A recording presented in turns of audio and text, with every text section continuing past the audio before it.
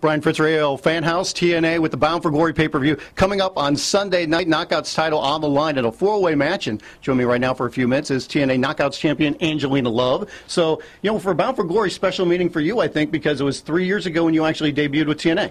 Yes, that's when the Knockouts division started, was Bound for Glory 2007 in Atlanta. So, what's it been like for you 3 years now in TNA? It's been awesome. You know, I've been given numerous opportunities to, you know, showcase my talents to the world doing what I love to do. And, you know, I've been very, very lucky. You know, TNA really just kind of threw it out there starting in the Knockouts division, and it took off, thankfully. And so, you know, they're really behind us. They love the girls. They ask for our creative input and our ideas and stuff. So, you know, 3 years, and it's been fun, and I've done a lot. But sometimes it feels like it's been like a complete blur, like it's been so fast, and sometimes it's like, wow, 3 years, it's been a long time.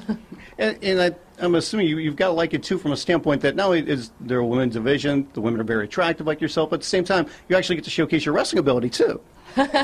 Yeah, definitely. That's the thing. Like, you know, with the girls, that what separates the Knockouts from everybody else or any other division, you know, we all have different looks. We all came in, you know, when we had Kong and Roxy, and we, you know, Gail, and then there was, you know, beautiful people and stuff. It was, everybody had something different, and it wasn't just looking at 12 of the same person. And we all have indie backgrounds and knowledge of the business, which I think the fans respected, you know, and we weren't just like, you know, coming in off the pages of a magazine and then being like, look at me, I'm in the ring, I'm a wrestler, you know, and I think that the fans really appreciate that, and the company as well. What's your thoughts about, you know, beautiful people? There's been so much success with the group, now back with it. What do you, you know, give the success to the group for? Why has it been so good and worked out so good? Because we were given a chance. You know, when Velvet and I first started, you know, they brought us in as baby faces, and we're both just it's so naturally easier to be a heel, you know, just a ridiculous extension of ourselves, and just to be a jerk. It's really fun.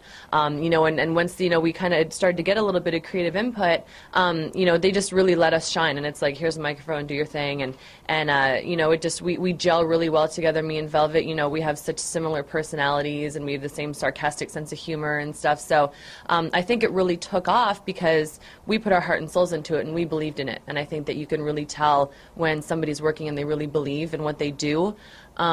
And, you know, that's just that's our name, and we started that group, and we're really, really proud of it. So when you're proud of something and passionate about something, you know, you put 100% into it. So it's evolved and had, you know, gone through a lot of different changes and stuff like that. But right now, like, one of the biggest things is, like, it's back to where it started with, you know, myself and Velvet. So, like, we're really, really happy about that. And the fans had very, very great response to us being back together as well. Obviously, in WWE, there's some people that are pretty similar to that. What's your thoughts of seeing that? Because obviously you started it. See it. You don't see it? I've not seen it. I've heard about it.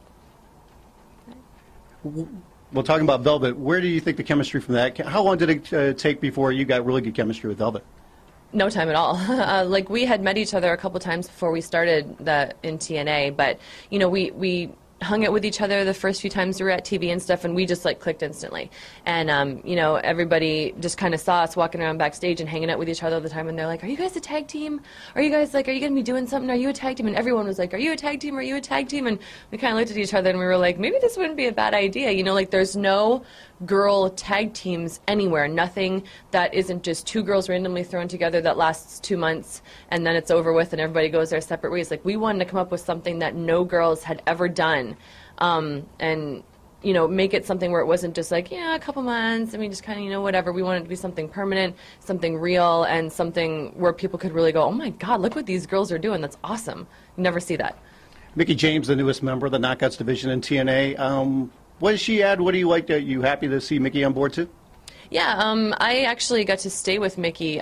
She put me up when I had my tryouts with WWE, so I've actually known her for a few years. She's a really, really nice girl, and she's a great wrestler. And, you know, I think it's definitely going to be a wonderful addition to our roster to have her here and to be able to work with her. You know, she's a really nice person, and she loves wrestling too. You know, so it's nice to have another girl wrestler, you know, come and just add more to our division. And getting back to Bound for Glory, like I said, 4 people in that match with yourself defending the title. How difficult is that to try to make sure everybody's on the same page so you have a good match? I don't know. It's a bit of an interesting. Well, we have stipulations, of course. There's always stipulations thrown in matches, and it's an interesting one where it sounds like it's going to be a tag, but they're really saying like it's all of you against each other. So it's me versus Velvet Sky, who's my tag partner, versus Tara and Madison, and they're tag partners as well. So I think they're trying to kind of throw a little wrench in there and see what happens. But you know, I've wrestled Madison a million times, could do it in my sleep, and same with Tara, and I've actually wrestled against Velvet, but I know we're even better as, you know, a best friend. So I think it's great to get all of us in the ring for the biggest pay-per-view of the year, and of course the stipulations are like, I don't even have to get pinned to lose. I've been in a match like that before, you know, at Lockdown when Tara got pinned and I lost the championship. So anything can happen, obviously, live pay-per-view, but I mean, that's the knockouts, so we're going to go in there and give it our all. Last thing, what other match are you looking forward to watching at the show? See that guy sitting over there? Oh. Hi. Of course. Like, I mean, I'm looking forward to seeing Fortune in the EV2, definitely. And I'm a big fan of Fortune. You know, definitely our main event with Kurt and Jeff and Mr. Anderson. You know, TNA finds the way to put the best wrestlers together for the best matches on the best pay-per-view. So just top to bottom, the card's going to be awesome. It's coming up Sunday night, Bound for Glory pay-per-view. Angelina Love defending the TNA Knockouts title in a four-way match coming up on that TNA event.